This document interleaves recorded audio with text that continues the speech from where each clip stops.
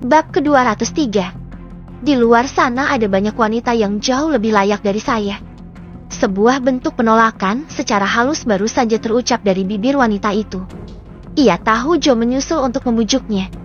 Namun, Irene merasa sangat tidak layak untuk lelaki baik seperti Joe. Ia janda dengan masa depan suram. Sementara Joe adalah sosok lelaki sempurna dengan masa depan cerah, dan ia layak mendapatkan pasangan yang jauh lebih baik. Kalau ada pasti sudah ketemu dari dulu, ucap Joe meyakinkan. Tidak ada yang istimewa dari saya.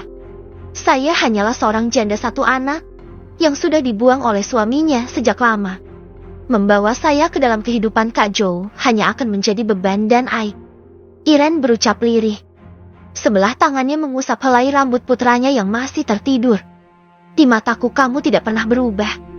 Berlian akan tetap menjadi berlian. Walaupun tenggelam dalam kubangan lumpur, tidak akan mampu mengurangi nilainya. Irene menarik napas dalam. Setiap perkataan Joe membuat hatinya yang beku sedikit menghangat.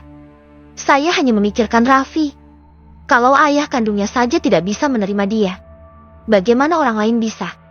Raffi hanya anak kurang beruntung yang dipaksa keadaan untuk dewasa. Dipaksa memahami hal-hal berat yang seharusnya belum terpikir oleh anak seusianya. Kalau aku bisa menerima masa lalumu bahkan ke bagian terburuk sekalipun, lalu kenapa tidak bisa menerima Raffi? Irene terdiam. Belum berani menatap lelaki itu, takut hatinya yang rapuh akan luluh. Joe seperti paket lengkap yang dikirim Tuhan untuknya. Sejak pertama kali bertemu, ia selalu mengagumi lelaki itu. Seorang bule mualaf yang lamarannya pernah ditolak oleh mendiang ayahnya. Jangan memintaku untuk pergi lagi. Aku sudah berusaha berdamai dengan takdir selama bertahun-tahun. Kalau kali ini kamu menolak lagi, maka aku lebih baik jadi jomblo seumur hidup. Dosaku biar kamu yang tanggung. Irene terpaku. Apakah selama itu Joe tidak bisa melupakan dirinya? Padahal sebagai lelaki dengan fisik menawan dan kantong tebal, seharusnya Joe bisa mendapatkan seorang wanita dengan mudah. Pilihannya hanya dua. Iya atau iya. Tidak ada pilihan lainnya. Mengatupkan bibir, Irene terdiam selama beberapa saat. Saya butuh waktu untuk memikirkan semuanya.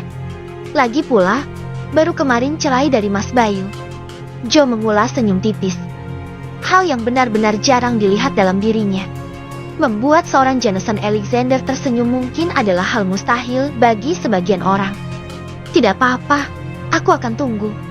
Asal hasil berpikirnya jangan menolak. Tangannya terulur, membelai puncak kepala Raffi dengan lembut. Oh ya, aku jauh-jauh menyusul kamu kemari dan tidak minta izin keluar. Kalau aku dipecat bos bagaimana? Aku bisa jadi gelandangan. Irene tertawa kecil. Soal pemecatan, sudah pasti tidak mungkin. Ia tahu betul Joe adalah satu orang kepercayaan Alfian. Di sisi lain, Alfian menghembuskan napas panjang setelah melirik arloji yang melingkari pergelangan tangannya. Hampir 1 jam ia duduk menunggu di mobil, di depan sebuah salon bersama kedua putranya. Boy duduk di sisinya sambil memainkan ponsel, sementara Bray duduk di belakang, sedang merangkai mainan robot-robotan miliknya. Papa, panggil Boy, beberapa saat kemudian. Iya, nak. Om Bara masih lama di luar kota, ya. Memangnya kenapa? Anak lelaki itu mengalihkan perhatian dari layar ponsel. Katanya, Om Bara mau pulang. Boy disuruh bilang sama papa. Katanya, kangen sama dedek Alea. Alfian berdecak. Om Bara itu kangennya sama bundanya Alea, bukan sama anaknya. Namun, kerutuan itu hanya ia ucapkan dalam hati. Om Bara gak lama lagi di luar kotanya. Kalau proyeknya sudah berjalan baik, sudah boleh pulang. Bener ya, Pah? Iya. Lagian Om Bara kenapa bilangnya sama kamu? Kan Besti.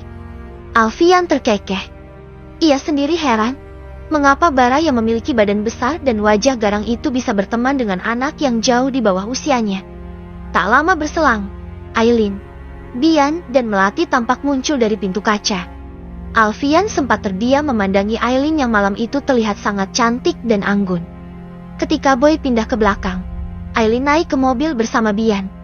Sementara Melati duduk di belakang bersama Boy dan Bray. Maaf, lama nunggu. Ya, tanya Aileen senyum mengembang di sudut bibirnya. Alfian hanya mengulas senyum. Sebab salah jawab sedikit saja bisa menjadi masalah selama beberapa hari. Tidak apa-apa sayang. Apa sih yang tidak untuk kamu? Jalan sekarang. Ya. Ia mulai menyalakan mesin mobil. Papa, boleh nggak Bian minta sesuatu sama Papa? Ucap Bian tiba-tiba.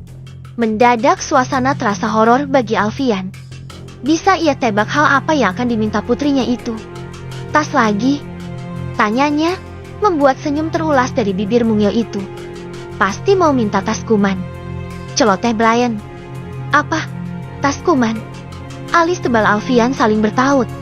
Iya, Pah. Itu tasnya cuma bisa dilihat pakai mikroskop. Iya, kan? Bian pasti mau minta itu. Imbu boy, melirik adiknya penuh keyakinan. Tasnya cuma bisa dilihat pakai mikroskop. Sekecil apa memangnya? Tak ingin kehilangan kesempatan, Bian segera meraih ponsel milik sang mama. Memainkan jemarinya pada permukaan layar dan menunjukkan sebuah gambar tas berukuran mini dengan warna hijau. Alfian yang fokus mengemudi itu lantas mengurangi kecepatan. Ya Allah, tas apa ini? Gimana pakainya? Sayang, tapi ini unik, Pah. Ucap Bian memelas. Kalau mau pakai tas itu, Bian harus berubah jadi Mibe dulu. Tambah boy. Membuat Bian mengerucutkan bibir. Memang harganya berapaan? Sih? Tanya Alfian. Aileen menatap ke layar ponsel. Reaksi terkejutnya membuat Alfian menebak dalam hati. 960 juta, Mas.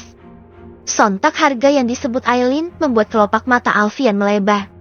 Ia mengusap dada, sementara Melati yang duduk di belakang tertawa kecil. Ia melihat sendiri bagaimana luar biasanya Alfian menghadapi ketiga anaknya yang berbeda karakter. Boy dengan cita-cita yang berubah sesuai situasi dan kondisi, Bray yang suka meneliti benda asing apapun yang ia temukan di sekitar rumah, dan Bian si sosialita kecil. Boleh ya, Pah? Ucap Bian, sambil mengusap pipi, mencium dan memeluk sang papa sebagai jurus jitu dalam merayu. Senoritanya papa ini memang agak lain. Beliin, Pah. Duduk dulu, makanya. Ucap Alfian. Membuat Bian kembali duduk di pangkuan sang mama. Sementara Alfian membelai puncak kepala putri kecilnya itu. Sayang, papa bisa aja beli. Tapi Bian mau pakai tasnya kemana? Beli tas cuma buat disimpan. Sudut bibir Bian mengerucut. Kan ini lucu, Pah. Iya, lucu. Tapi 960 juta itu Bian bisa pakai buat bantu anak-anak yang gak sekolah. Bisa kasih makan anak-anak yatim. Bisa bantu anak-anak seusia Bian yang kurang beruntung. Banyak loh anak di luar sana yang tidak seberuntung Bian. Bian kalau mau beli tinggal tunjuk. Tapi, anak-anak lain gimana? Banyak yang buat makan aja harus kerja dulu. Ya udah, uangnya buat traktir anak-anak makan di panti aja ya, Pah.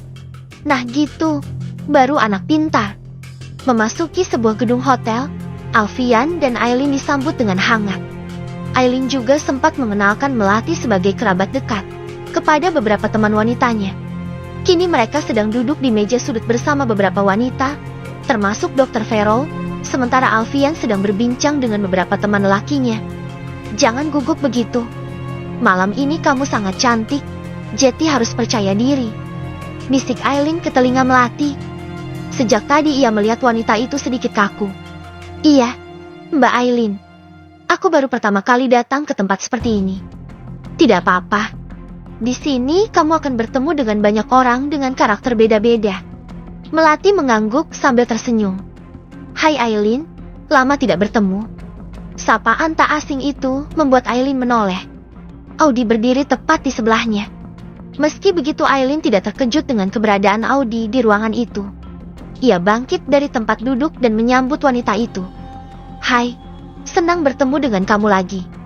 Apa kabar? Baik. Kamu? Alhamdulillah baik. Audi melirik beberapa wanita yang duduk bersama Aileen. Di antara beberapa wanita itu, hanya Melati yang tidak ia kenal. Audi sedikit penasaran, sebab tadi ia melihat Aileen turun dari mobil yang sama dengan wanita itu. Itu siapa?